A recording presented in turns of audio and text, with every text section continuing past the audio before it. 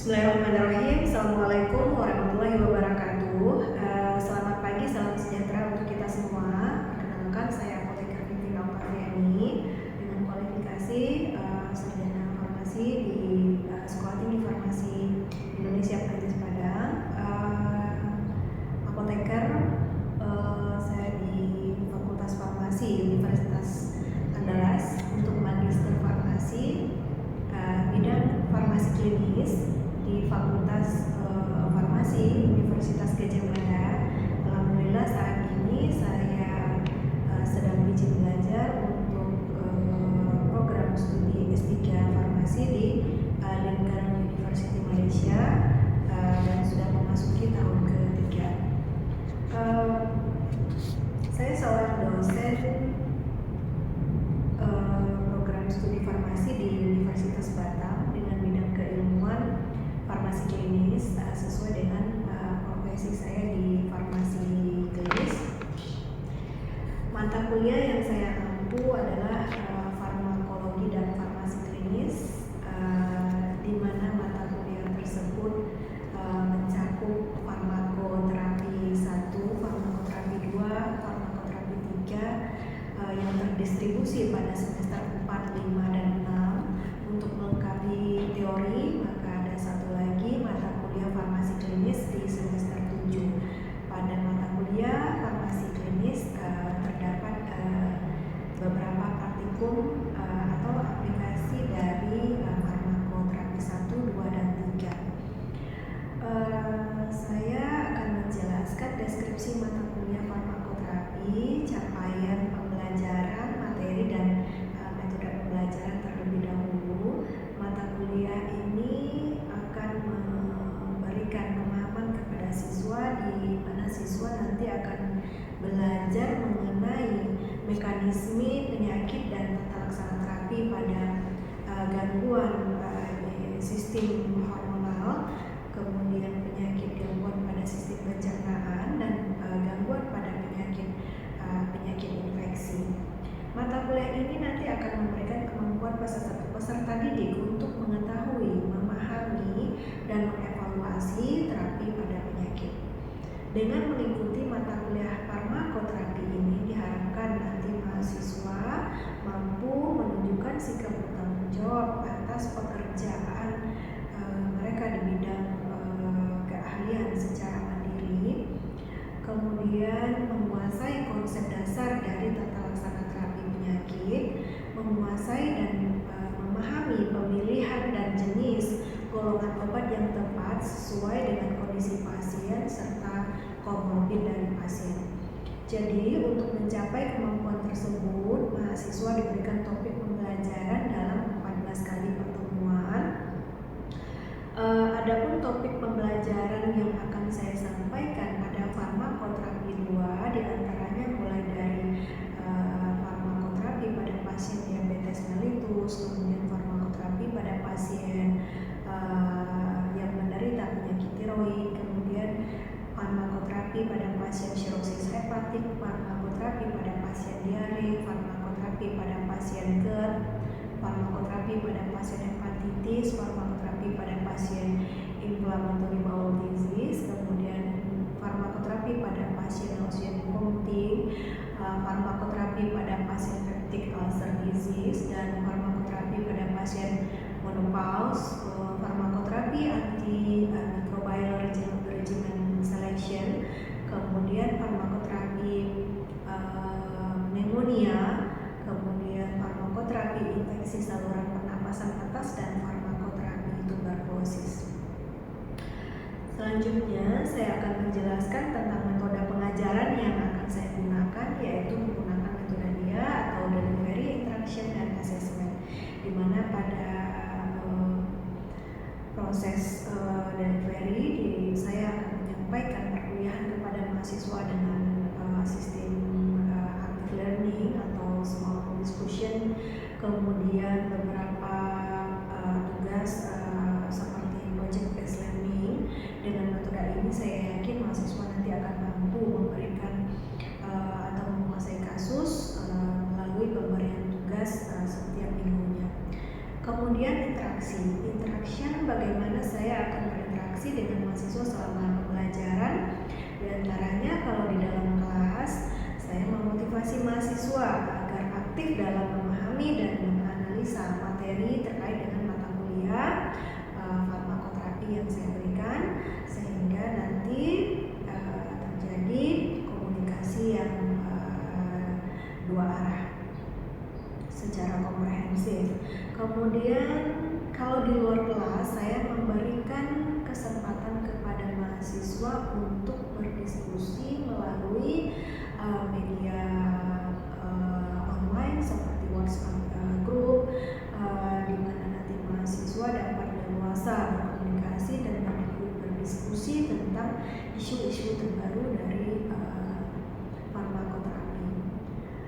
Kemudian memberikan kesempatan seluas-luasnya kepada mahasiswa untuk melakukan studi lapangan di Rumah Sakit Akademik Universitas Batam terkait dengan aplikasi dari teori mata kuliah farmakoterapi, yaitu yang terdapat pada mata kuliah farmasi klinis. Metode akhir yang saya pakai adalah asesmen untuk menilai mahasiswa. Pada pertemuan pertama saya menyampaikan kontrak perkuliahan, di mana saya menjelaskan kepada mahasiswa mengenai sistem penilaian agar siswa mengetahui hak dan kewajiban selama perkuliahan. Kehadiran minimal 75% untuk bisa mengikuti atau syarat untuk ujian akhir semester. Dengan evaluasi penilaian, nanti pemberian dalam pembelajaran teori UTS itu pada persentase 25%, kemudian ujian akhir semester atau UAS 30%, tugas 20%, kehadiran dan keaktifan di dalam kelas 25%. Baiklah, selanjutnya marilah kita saksikan video mengajar saya. Demikian yang dapat saya sampaikan pada video saya kali ini. Semoga bermanfaat. Salam sejahtera dan sampai jumpa. Wassalamualaikum warahmatullahi wabarakatuh. Kita bisa berikan azitromisin menjadi pilihan terapi yang cukup baik pada pasien dewasa. Bisa kita berikan 500 mg 1 kali sehari. Cefalosporin ini yang lebih sensitif, mulai dari ceftriaxone, ceftazidime, cefepime. Bisa kita berikan pada dosis dewasa 1 sampai 2 gram, atau cefepime kita berikan 2 sampai 4 gram. 2 kali sehari 1 gram itu boleh diberikan. Kombinasi nanti kalau untuk pada pasien ICU dengan levofloxacin 0,5 atau 0,75 gram atau 750 mg. 1 kali sehari selama 1 sampai dengan 14 hari. Kalau tidak ada levofloxacin, stoknya kosong di Kota Batam, tidak ada di Kota Batam atau tidak ada di rumah sakit, otomatis juga tidak ada. Kalau tidak ada di Kota Batam biasanya tidak ada di rumah sakit, ya. Stoknya kosong. Mengharuskan kita memilih antibiotik yang lain yang masih satu golongan, maka kita bisa pilih ciprofloxacin. Ini 500 mg sampai dengan 1.500 mg.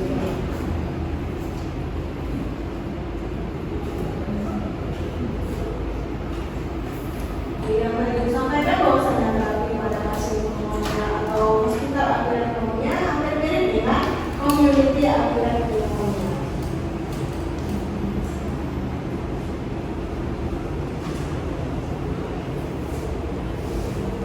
Nah, untuk penggunaan antibiotik yang lebih spesifik dari Kementerian Kesehatan, kita bisa lihat bahwasanya pada penggunaan antibiotik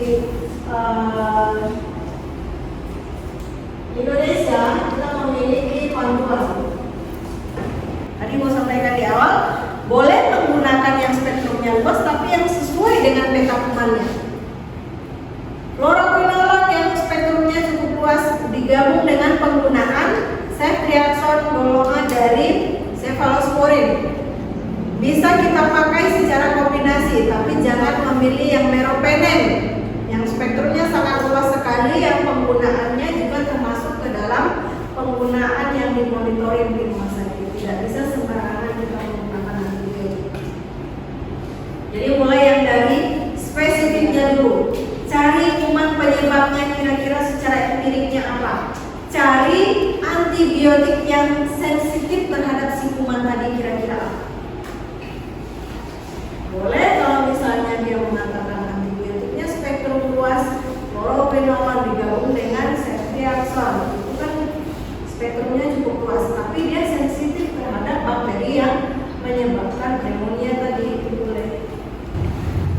Ingat tadi ya tingkatannya bahwasanya kita mengacu dulu kepada peta kuman yang pertama, kemudian peta kuman atau antibiogram yang ada di sekitar rumah sakit kita atau yang ada di cabang, kemudian naik ke daerah, kemudian naik ke nasional. Kalau sudah nasional otomatis kita menggunakan yang keluaran dari Kementerian Kesehatan. Nah, untuk yang dari Kementerian Kesehatan, pneumonia komunitas ini ada pilihan pertamanya menggunakan amoxicillin oral untuk pasien yang rawat jalan ya.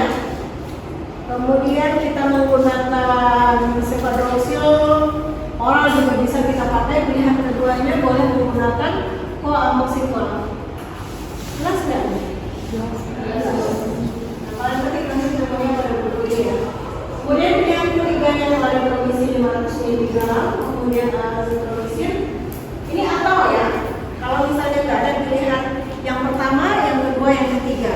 Kemudian pada komunitas yang dirawat inap tapi di bangsal biasa, non ICU, maka kita bisa pilih antibiotiknya levofloxacin ini yang tadi Ibu sampaikan, intravena 700 karena pasien di inpatient otomatis kita bisa melakukan pemberian secara intravena. 750 mg setiap 24 jam, 1 kali sehari. Kemudian lama pemberiannya di sini 3 sampai 5 hari, tapi rata-rata terkadang pasien sering diberi 7 hari. Kemudian pilihan keduanya ada cefotaxime di sini intravena 1 gram setiap 8 jam. Karena tes setengahnya lebih pendek jadi mempengaruhi potensi pemberian. Kemudian pilihan ketiga ampicillin sulbactam. Tapi pilihan pertama ini biasanya sudah cukup bagus ya.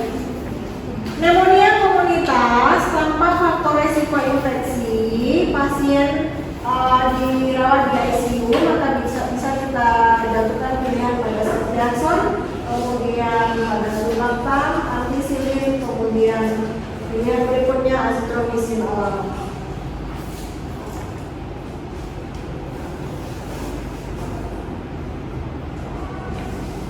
Atau pemberian levofloxacin ini ada jalannya. Nah, pada pasien dewasa nanti bisa kita kombinasi dengan pemberian venlafaxine 8 mg per kilogram. Tapi hati-hati nanti ketika pasien ini ketika dirawat kita melihat data laboratorium fungsi ginjal yang tidak baik, maka venlafaxine itu perlu dipertimbangkan pemberiannya. Kemudian komunitas dengan faktor risiko infeksi. Pada pasien ICU rawat inap, maka bisa kita berikan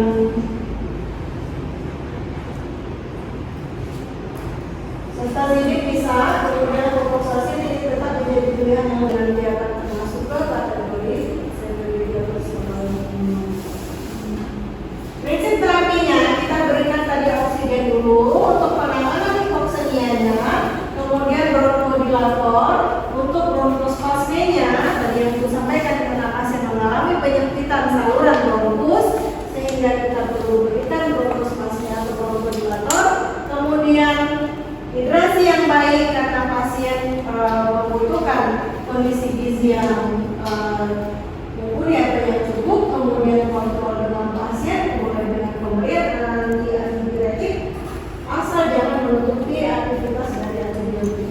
Kita lihat nanti benefit medisnya. Kemudian pemilihan antibiotik yang tepat. Guideline untuk terapi empirik pada pasien community acquired pneumonia jalan. Ini ada pemilihan terapinya secara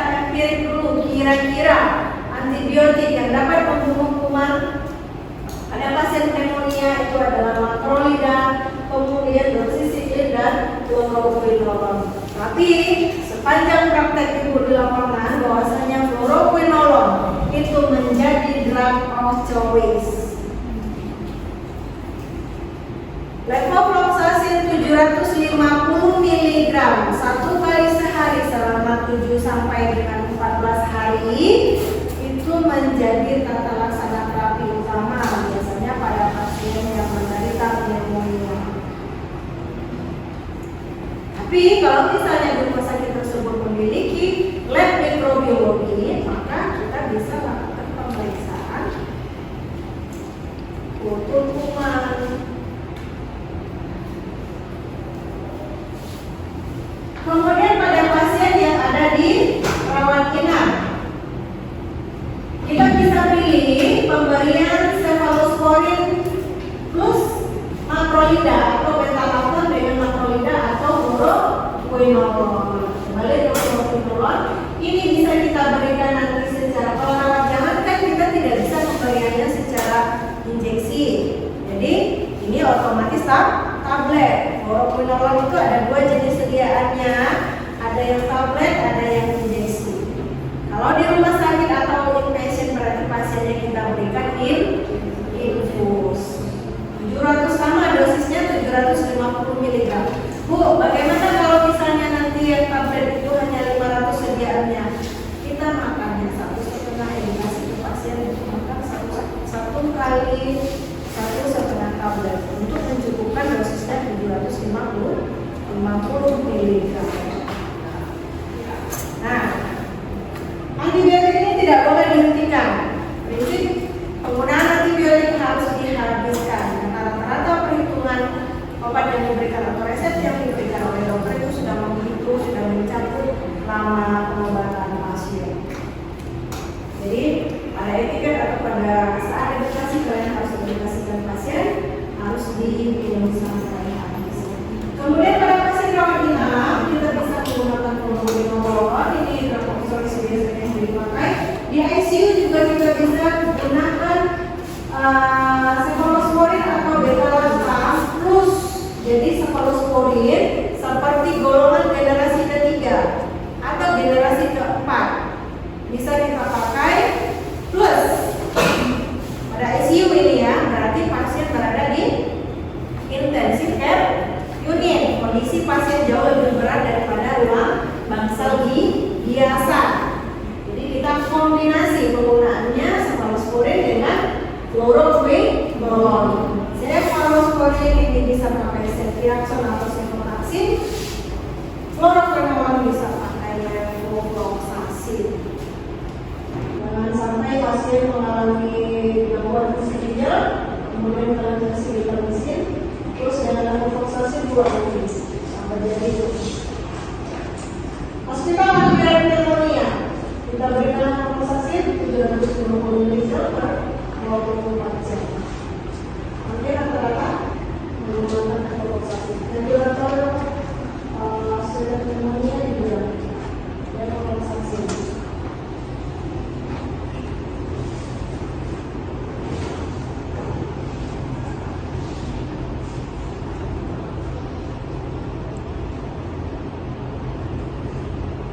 Kemudian kita lanjutkan pada monitoring pasien.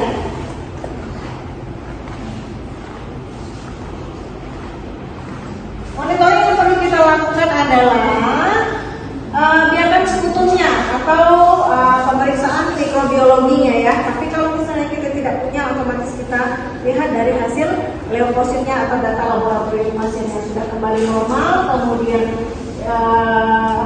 sudah tidak demam lagi, temperaturnya diobservasi sekali 4 jam, kemudian beberapa kondisi seperti respiratory rate-nya sudah kembali normal,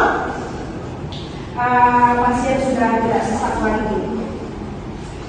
Kemudian hal yang perlu kita perhatikan selama penggunaan antibiotik, ketika apoteker atau farmasis klinis yang ada di rumah sakit bisa konsultasi atau melakukan visiting ke ruangan, maka yang perlu sekali ditekankan adalah jam waktu pemberian antibiotik harus tepat waktu. Jadi jangan ada waktu yang molor pada saat pemberian antibiotik sehingga nanti akan mempengaruhi kadar efisiensi atau kadar konsentrasi obat terhadap waktu atau kondisi klinis pasien. Sampai di sini ada yang ingin ditanyakan? Silakan. Nadia. Baik, tadi kan seperti yang Ibu jelaskan, pneumonia itu kan juga disebabkan oleh bakteri, virus, jamur, dan parasit kan Bu. Terus juga lebih sering dia terkena karena bakteri. Terus kalau untuk faktor risiko yang dapat meningkatkan bakteri tersebut pada pneumonia itu apa saja Bu? Terus apakah kalau dalam pengobatan nantinya itu sama seperti TBC yang harus pengobatan 6 bulan full, nggak boleh ada kosong atau bolongnya gitu pada saat pengobatan tersebut? Itu gimana ya Bu? Terima kasih. Terima kasih, pertanyaannya cukup bagus Nadia. Jadi ketika pasien menderita pneumonia ini apakah faktor risiko atau patogen penyebabnya itu dapat diperparah oleh adanya kondisi klinis lain pada pasien tersebut? Jelas, ketika pasien menderita pneumonia kemudian memiliki penyakit komorbid seperti asma yang notabene gejalanya juga hampir sama dengan pneumonia, maka pertemuan antara asma dengan pneumonia itu merupakan kombinasi yang klop yang dapat menyebabkan sesak pada pasien semakin menjadi, sehingga nanti kita perlu memberikan terapi yang agresif. Ingat, terapinya tadi mulai dari pemberian oksigen, bronkodilator, terapi antibiotik yang tepat. Antipiretik boleh kita berikan dengan pertimbangan benefit dan resikonya.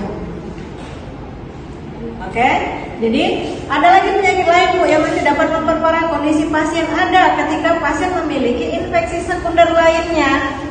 Pasien memiliki infeksi sekunder lainnya. Oke, pasien menderita TBC.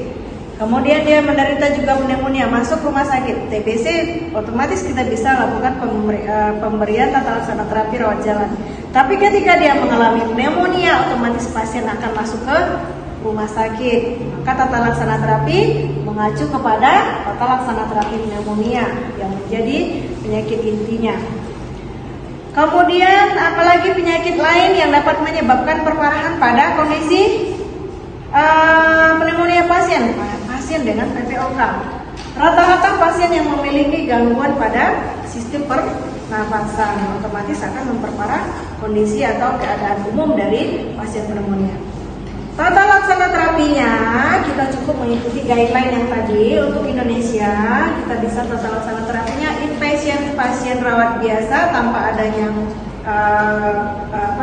infeksi yang disebabkan oleh Pseudomonas, maka kita bisa berikan antibiotik selama 3 sampai dengan 5 hari. Tapi kalau misalnya ada infeksi tambahan, maka kita bisa berikan nanti tata laksana terapinya 5 sampai 7 hari. Atau guideline yang bisa itu biasanya lebih mengacu kepada tata laksana terapi yang diberikan selama 7 sampai dengan 14 hari. Cukup sampai di situ. Tidak sama dengan tuberkulosis. Kalau tuberkulosis otomatis harus mengikuti tata laksana terapi yang intensif dan lanjutan. 6 bulan tidak boleh dikurangi sehingga obatnya sudah kita paket, sudah dibikin dalam bentuk paket. Pasien tidak boleh kurang minum obatnya dari waktu yang sudah ditentukan. Kalau pneumonia ada batas waktu. Singkat tata laksana terapi, tapi harus agresif, harus cepat penanganannya. Oke, Ibu rasa itu kelas pada siang hari ini. Kita lanjutkan pertemuan berikutnya pada minggu depan. Kita tutup pada hari ini dengan membaca hamdalah.